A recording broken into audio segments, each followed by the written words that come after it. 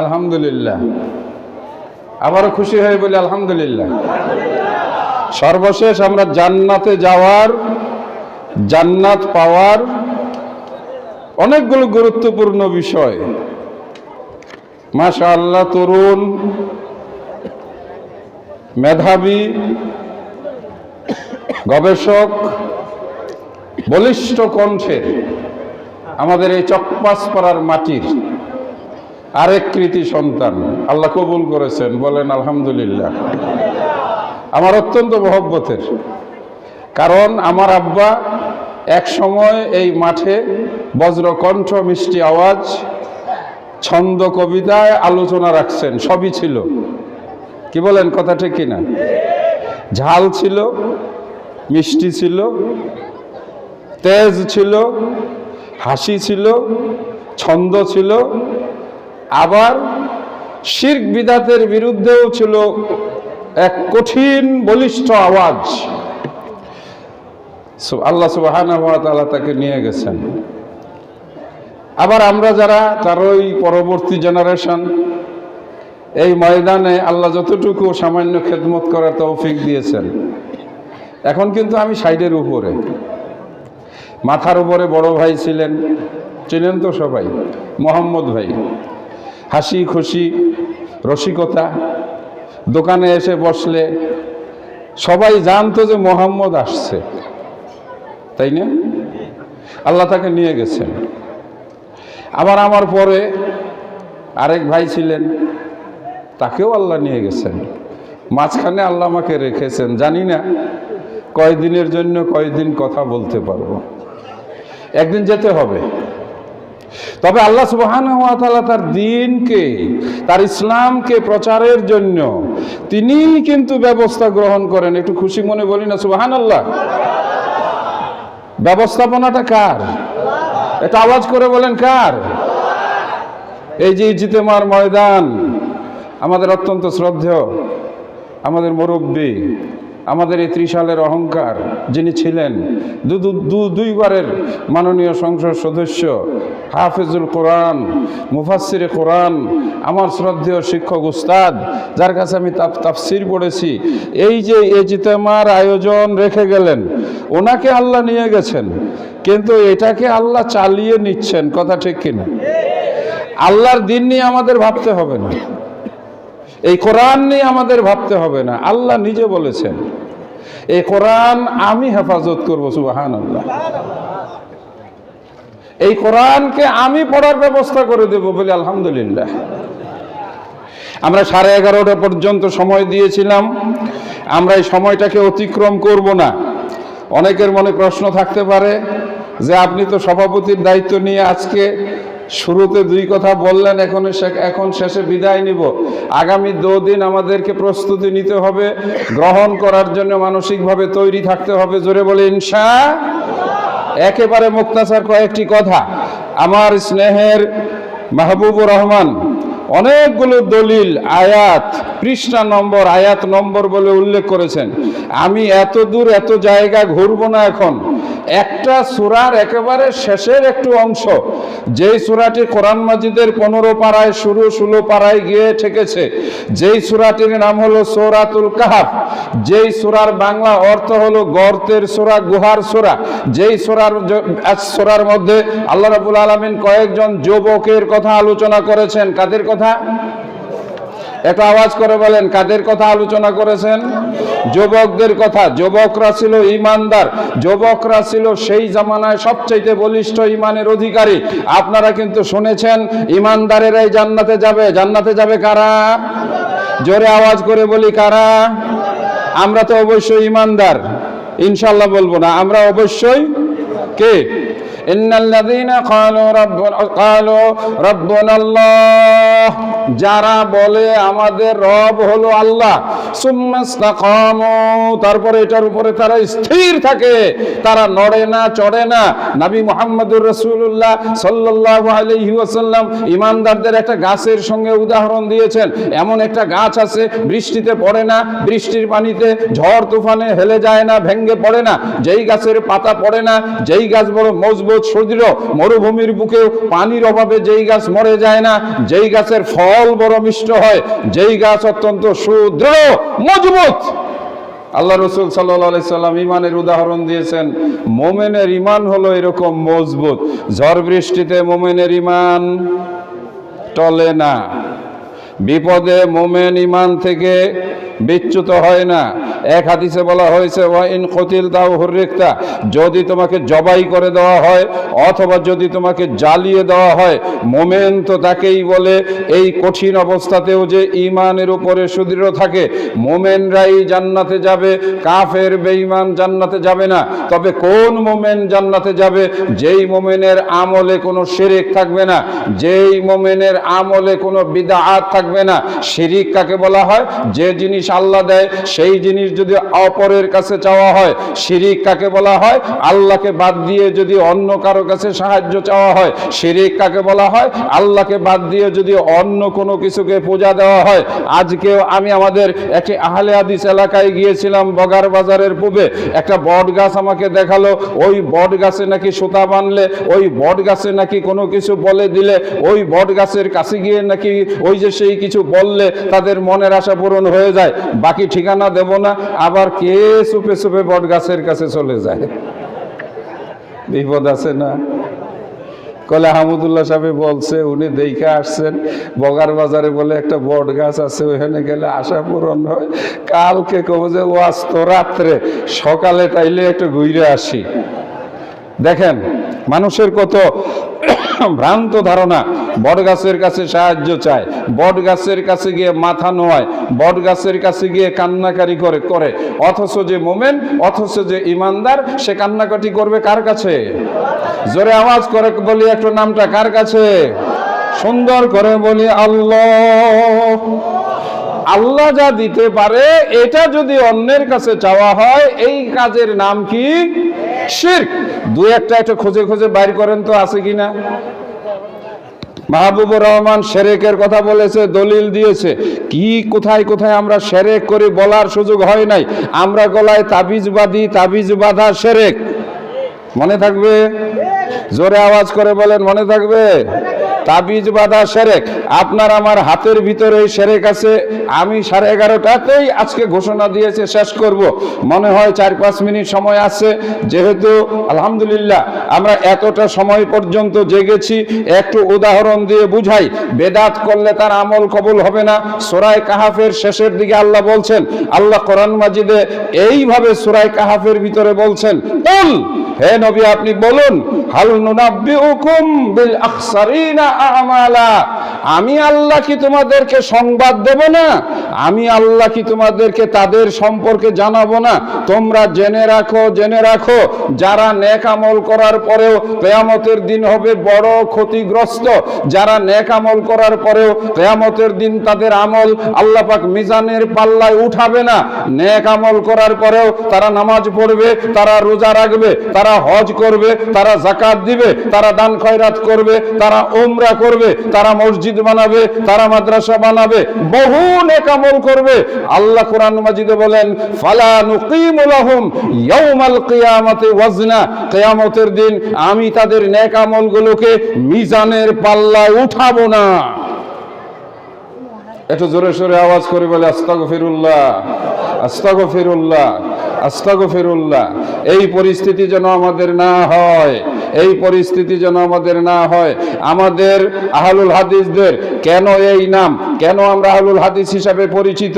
কারণ সবচেয়ে গুরুত্বপূর্ণ ইবাদত, যে ইবাদতের হিসাব হবে সর্বপ্রথম, যেই ইবাদত যদি ঠিক হয় পার হয়ে যাবে, সে যেই ইবাদতটা যদি ঠিক না হয় তাহলে তার আমল তার মিজানের পাল্লায় ওঠানো হবে না। সম্মানিত সুধীবৃন্দ, আপনারা বুঝতে পারছেন আমি নামাজের কথা বলছি।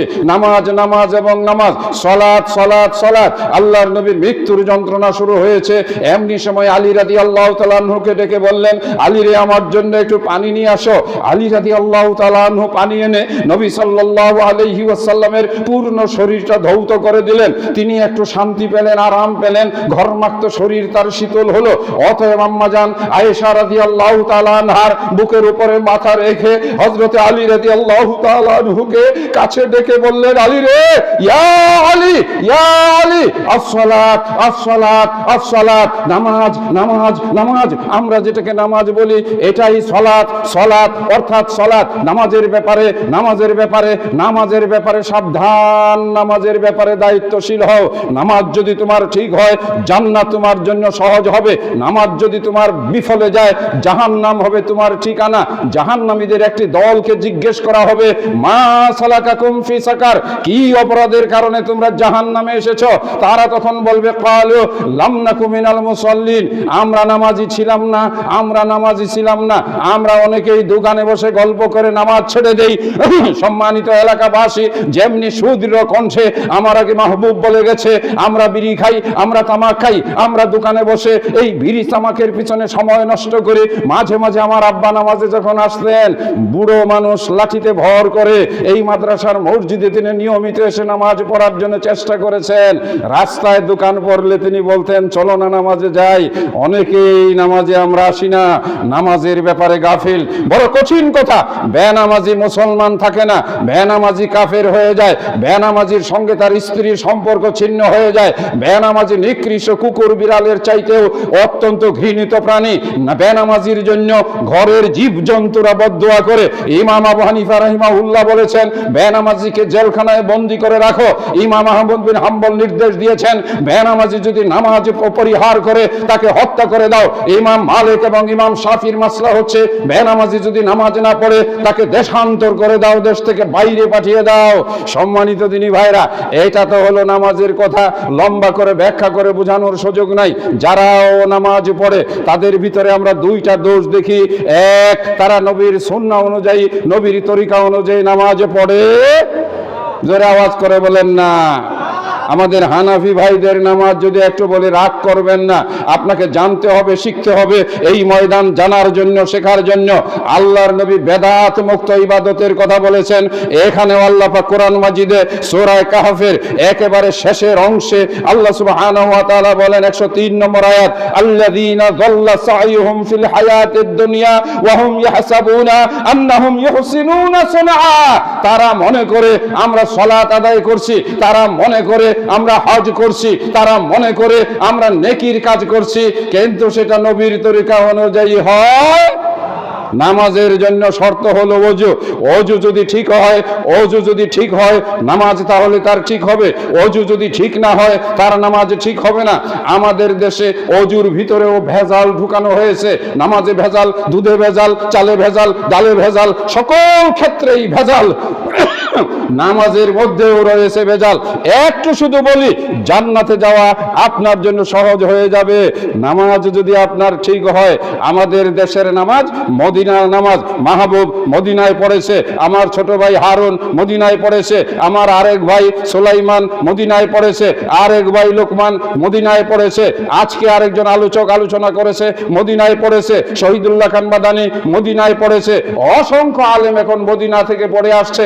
মদিনার ইমামগণ নামাজের আগে নাওয়াইতু বলে নিয়ত করে না, নাওয়াইতু আনুসাল্লি লিল্লাহি তাআলা আরবা রাকাত বলে যেই ব্যক্তি নামাজে দাঁড়াবে এটা বেদাত হবে।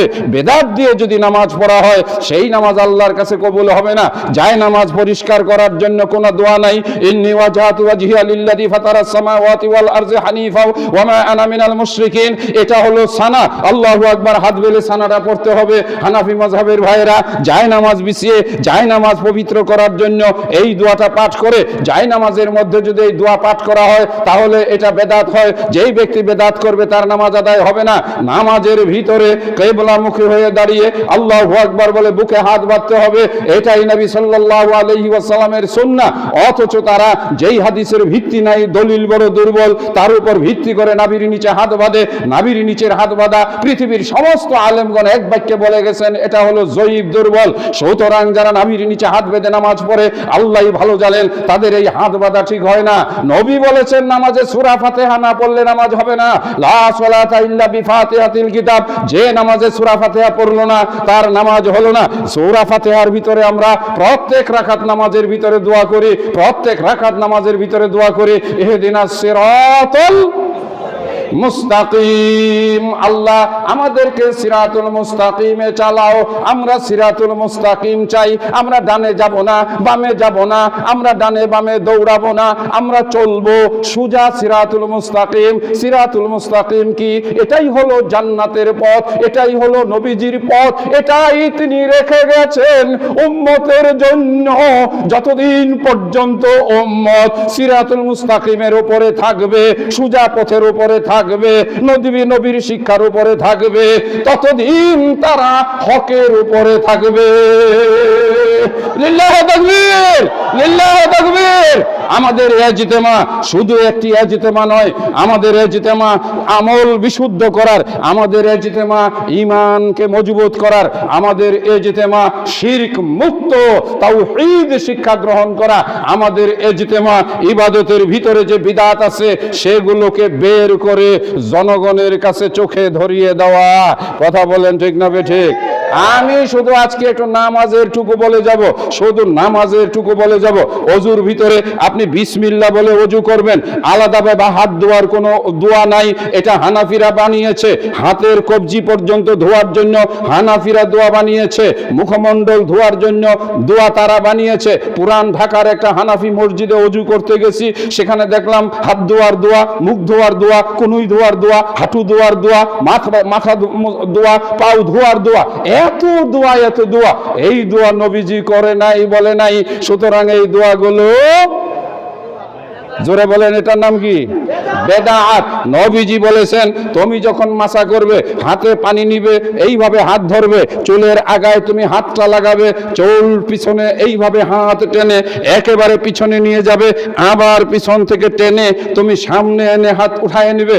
অথচ আমাদের দেশে হানাফি ভাইয়েরা মাথা মাসা করার সময় মাথার শুরু থেকে টেনে নিয়ে যায়, পিছনে নিয়ে হাতটা উল্টায়া কাঁধের উপর দিয়ে একেবারে উল্টা করে একটা কেচি টান দিয়ে দেয়।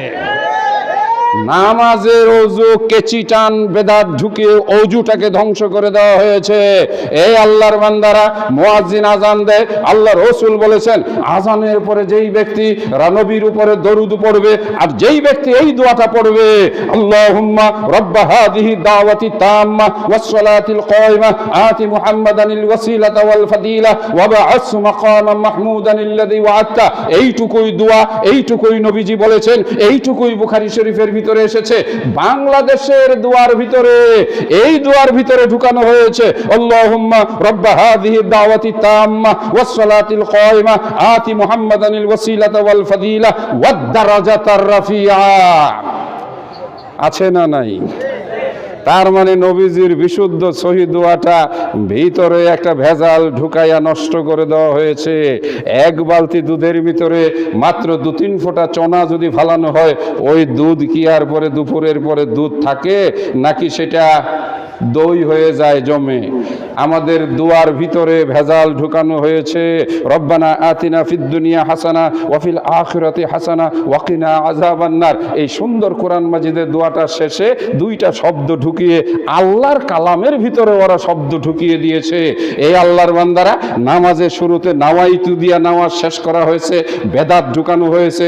নামাজের শেষে দল বাইন্দা আল্লাহুম্মা আমিন বিহাক্কি লা ইলাহা ইল্লাল্লাহ নামে আরেকটা বেদাত দিয়ে, আগে বেদাত পিছে বেদাত, মাঝখানে আপনার নামাজ। এবার চিন্তা করেন এই নামাজের কি অবস্থা হবে। ভিতরের অবস্থা আসুন একটু বলবো। নবীজি বলেছেন লা সালাতা ইল্লা বিফাতিহাতিল কিতাব, তুমি যদি নামাজে সূরা ফাতিহা না পড়ো তোমার নামাজ হবে না। আর বিপক্ষে বলা হচ্ছে সূরা ফাতিহা পড়লে নামাজ হবে না। জোরে বলেন নাউজুবিল্লাহ। আল্লাহ বলেন কাসসামতু সালাতা বাইনি ওয়া বাইনা আবদি, এ আমার বান্দা নামাজে যখন তুমি দাঁড়াও আমি তোমার সঙ্গে কথা বলি। জোরে বলেন সুবহানাল্লাহ।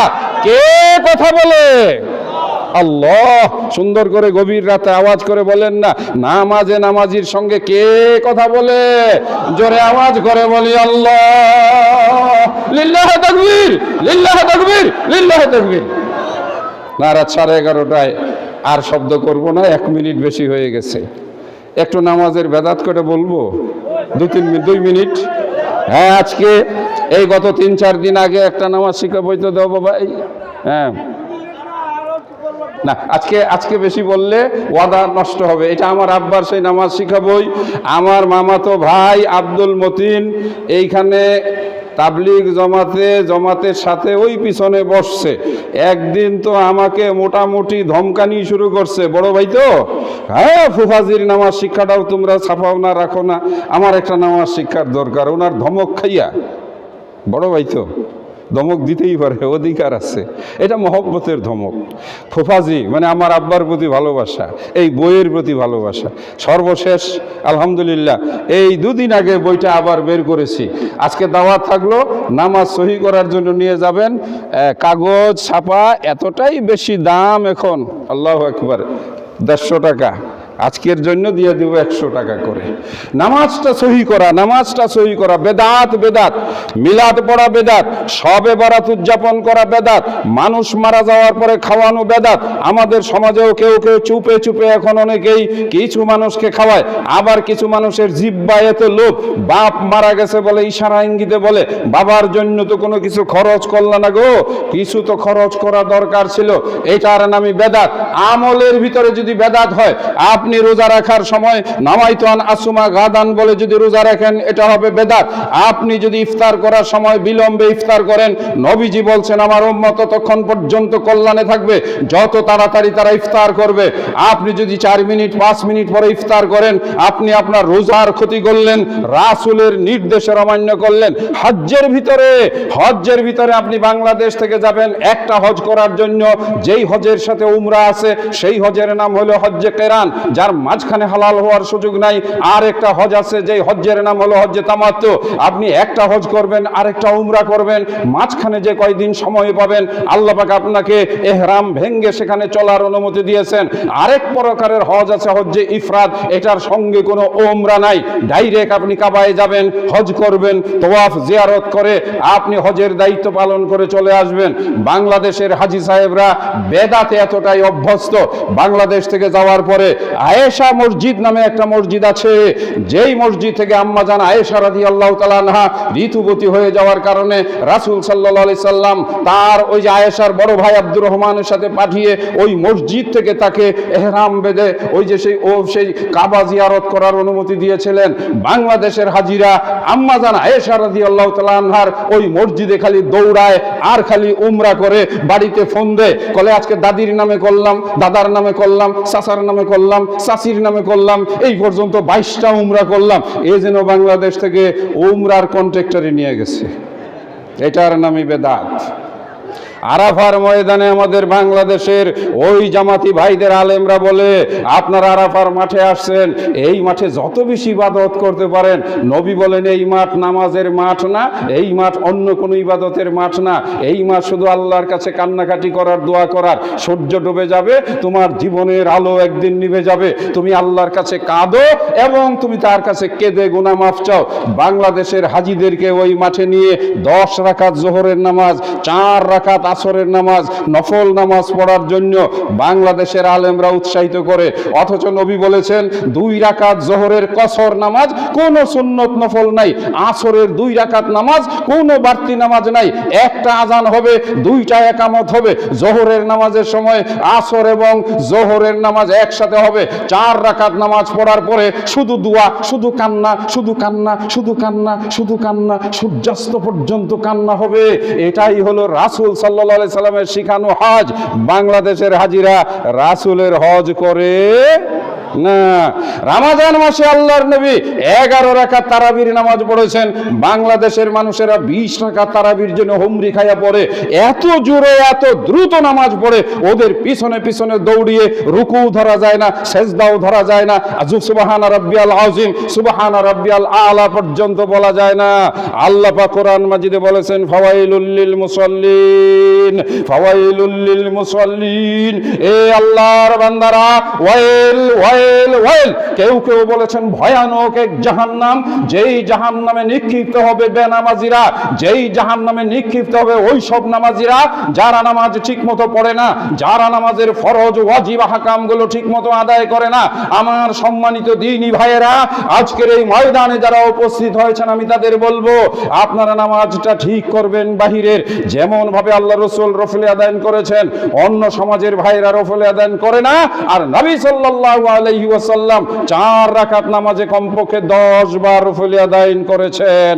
এটাই সত্য, এটাই সহি, এটাই প্রিয় নবী মুহাম্মদুর রাসূলুল্লাহ সাল্লাল্লাহু আলাইহি ওয়াসাল্লামের আমল।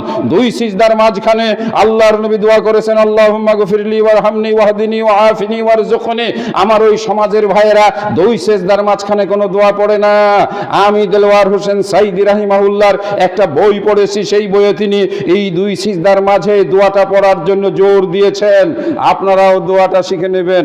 আল্লাহ রাসূল সাল্লাল্লাহু আলাইহি ওয়াসাল্লাম সাজদায় দুটো হাত এমন ভাবে রাখতেন, তার এই কোনটা উপরে উঠা থাকতো। বাংলাদেশের মহিলাদের, আমাদের হানাফি ভাইয়েরা, হানাফি আলেমরা সাজদা শিখায় 2 হাত মাটিতে বিছিয়ে পেট এবং রান একসাথে মিশিয়ে আটার বস্তার মতো সাজদা দেয়। এইভাবে সাজদা দেওয়ার কথা কোনো হাদিসে, কোরআনে অথবা রাসূলের আমলে নাই। এক কথায় বলা যায় রাসূলের তরিকার বাইরে বানাওয়াট নিয়মে তারা সাজদা করে। এই সাজদা আল্লাহর কাছে কবুল হবে না, হবে না, হবে না। নামাজ, নামাজ এবং নামাজ। ফরজ নামাজের পরে যে দোয়াগুলো আছে, আল্লাহ হুম্মা আনতাস সালাম ওয়া মিনকাস সালাম তাবারাকতা ইয়া যাল জালালি ওয়াল ইকরাম। আল্লাহুম্মা লা মানিআ লিমা আ'তাইতা ওয়া লা মু'তিয়া লিমা মানআতা ওয়া লা ইয়ানফাউ যাল জাদ্দি মিনকাল জাদ্দ।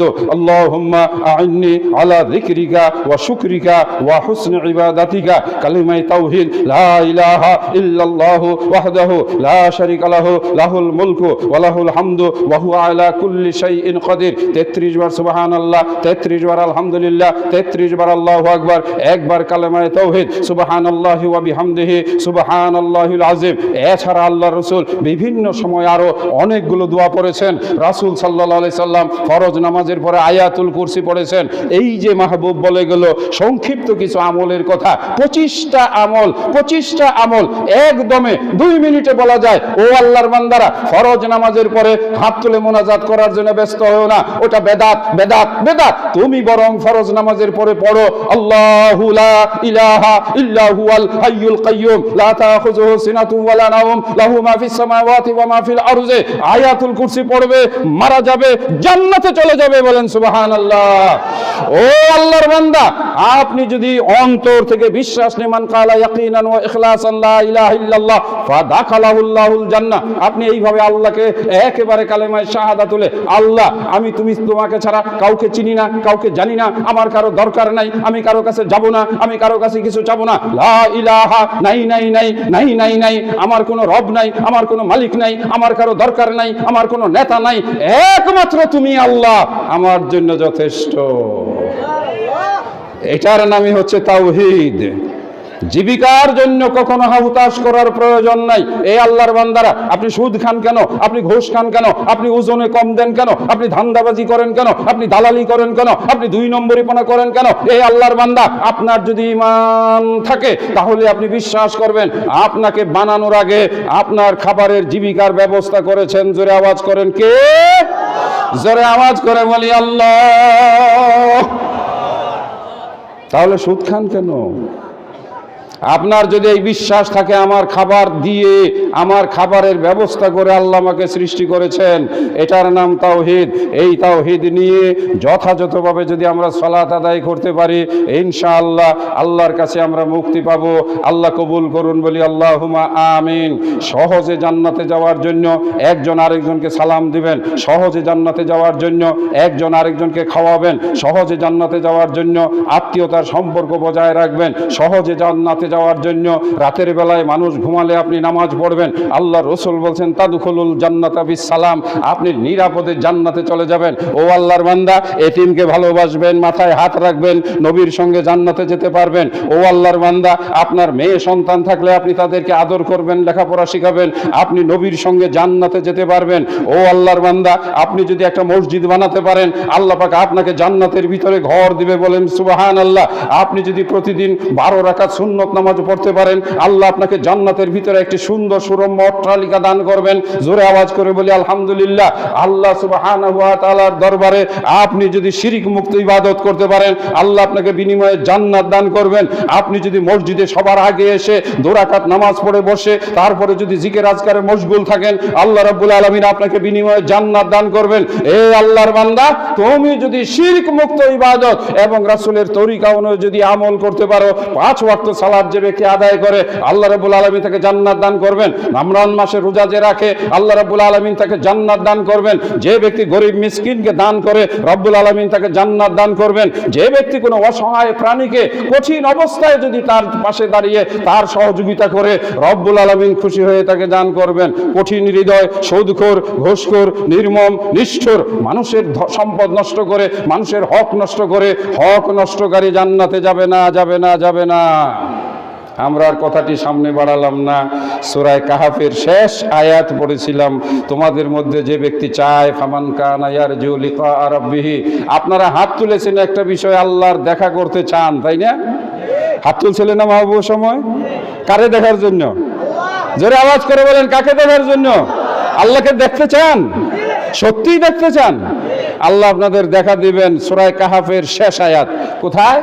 সূরা কাহাফের শেষ আয়াত আল্লাহ বলেন, তোমাদের মধ্যে যারা আমার সাক্ষাৎ আশা করে, মানে আমার সঙ্গে যারা দেখা করতে চায়। আয়াতের উচ্চারণ ফামান কানা ইয়ারজু লিকা রাব্বিহি, সুবহানাল্লাহ। যারা আমি আল্লাহর দেখা চায় কি করবে? 2টা কাজ।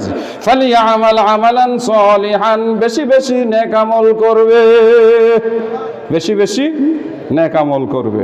যতটা সম্ভব জিকির আজকার তাসবিহ তাহলিল পড়ে আমাদের জীবনকে সুন্দর রাখবো। আর ওয়ালা ইউশরিক বিইবাদাতি রাব্বিহি আহাদা, ইবাদতের ভিতরে কোনো ক্রমেই যেন আল্লাহর সঙ্গে কোনো কিছু শরীক না হয়, শিরক না হয়। আল্লাহর সঙ্গে শিরিক করলে ওই ইবাদত আল্লাহর কাছে কবুল হবে না। কয়টা? বেশি বেশি নেক আমল করতে হবে। আমলের ভিতরে কি থাকতে পারবে না? শিরিক থাকতে পারবে না। এই 2টা কাজ যদি কেউ করতে পারে, কিয়ামতের দিন আল্লাহ তার সঙ্গে সাক্ষাৎ দিবেন। আল্লাহ আমাদেরকে সেই সুযোগ দান করুন, বলুন আল্লাহুম্মা আমিন। আল্লাহুম্মা রযুকনা লিকাআক, আল্লাহ তুমি তোমার সাক্ষাৎ আমাদেরকে মিলিয়ে দাও। আল্লাহুম্মা রযুকনা শাফাআতা নবিকা সাল্লাল্লাহু আলাইহি সাল্লাম, আল্লাহ তুমি তোমার নবীর শাফাআত কবুল করতে আমাদের তৌফিক দাও। আল্লাহুম্মা তাকাব্বাল মিন্না ইন্নাকা সামিউদ দুআ, আল্লাহ তুমি আমাদের দোয়া প্রার্থনা শ্রবণ করে, আল্লাহ তুমি প্রার্থনা কবুল করে নাও। আল্লাহুম্মা তাকাব্বাল মিন্না হাযিল খিদমা হাযিল হাফলাল কারীমা, আল্লাহ এই মাহফিলকে তুমি কবুল করে নাও। প্রত্যেকটা মানুষকে তুমি ক্ষমা করে দাও। আল্লাহুম্মা গফির লানা যুনুবানা ওয়া কাফির আন্না সাইয়্যাতিনা ওয়া তাওয়াফানা মাআল আবরার। ওয়া সাল্লাল্লাহু তাআলা আলা খায়রি খালকিহি মুহাম্মাদিন ওয়া আলা আলিহি ওয়া আসহাবিহি আজমাইন। সুবহানা রাব্বিকা রাব্বিল ইজ্জাতি আম্মা ইয়াসিফুন। সুবহানাকা আল্লাহুম্মা ওয়া বিহামদিকা আশহাদু আল্লা ইলাহা ইল্লা আনতা আস্তাগফিরুকা ওয়া আতুবু ইলাইক। আমরা আজকের মতো এই প্রথম দিনে 14-15 মিনিট সময় বেশি পেরিয়ে গেল, এখানেই আমাদের প্রথম দিনের কার্যক্রম শেষ করছি। আপনারা বিশ্রাম করবেন, ঘুমাবেন, রাতে সম্ভব হলে তাহাজ্জুদের সালাত আদায় করবেন, আগামীকালের জন্য প্রস্তুতি নেবেন। আল্লাহ পাক আমাদেরকে কবুল করুন, যারা এই আয়োজন করেছে আল্লাহ তাদেরকেও কবুল করুন। সকলের জন্য দোয়া কামনা করে আল্লাহ সুবহানাহু ওয়া তাআলার দরবারে এই দরখাস্ত রেখে শেষ করলাম। আসসালামু আলাইকুম ওয়া রাহমাতুল্লাহি ওয়া বারাকাতুহু।